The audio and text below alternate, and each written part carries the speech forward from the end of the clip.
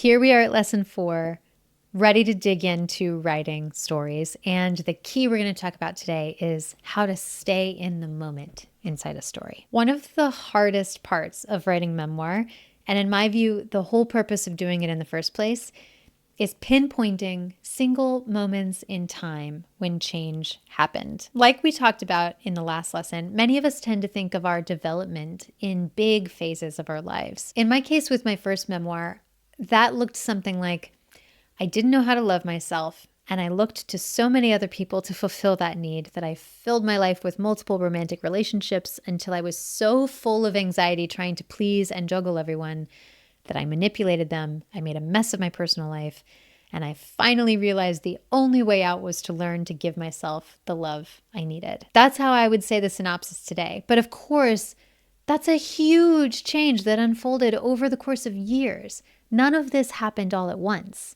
The actual change happened day by day through specific choices I made. Ultimately, whatever evolution has happened in your life unfolded in single moments. Now, anyone who's ever written about part of their past can tell you it's incredibly therapeutic.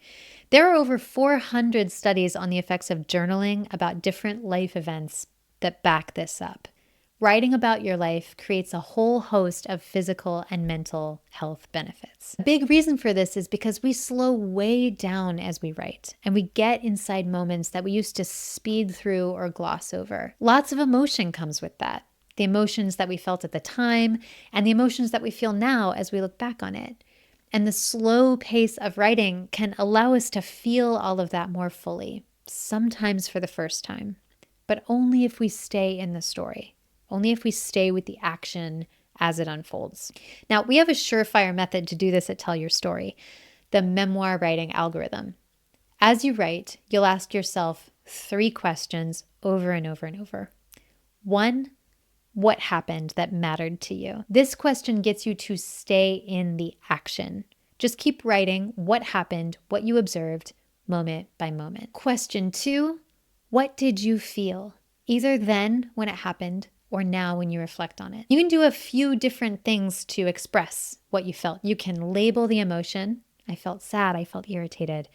You can describe your physical sensations, a clenching in the gut, a tightness in the throat. You can describe the details that evoke an emotion in you. Looking outside and seeing how dull and gray it is, or how sunny and bright, as some cliched examples. The point here is to get into the details for what's going on inside of you, not in terms of your thoughts, which can go in a million directions, but in terms of your emotions, which will tell you exactly what's happening. Third question in the algorithm, what did you do next? This question connects your emotions with your response. You felt something and then you did something, even if what you did was freeze up. This is the step that makes this an algorithm. What you did next leads to what happened next, and then how you felt, and then what you did, and so on and so forth. At Tell Your Story, we say that writing memoir is a high agency process, meaning that you will see how the events of your life shaped your emotions and actions, and how you in turn shaped your life. You don't choose what happened to you, but you can choose what your story means to you. And that choice shapes how you look at the world and how you respond to it. And all of this happens one story, one moment at a time. Your task in this lesson is to write your first story. Pick a story off the list that you made from the previous lesson, whatever story is the most present for you right now. And then follow the memoir algorithm. What happened? How did you feel?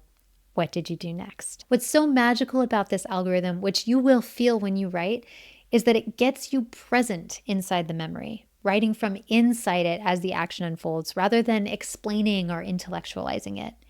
And when you're fully present in that moment, you're also fully present as you write. This is the best antidote I know for all of the anxieties that pop up around certain parts of our stories, because fear lives in the future, not in the present.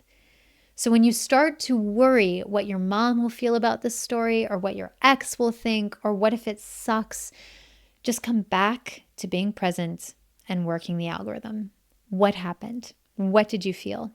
What did you do next? When you fully get this lesson, writing your memoir just becomes a matter of repeating it again and again and again. The biggest question that then comes up once you've started working the algorithm is is this right? Is this how this actually happened? And we're going to tackle how to start trusting your memory in the next lesson.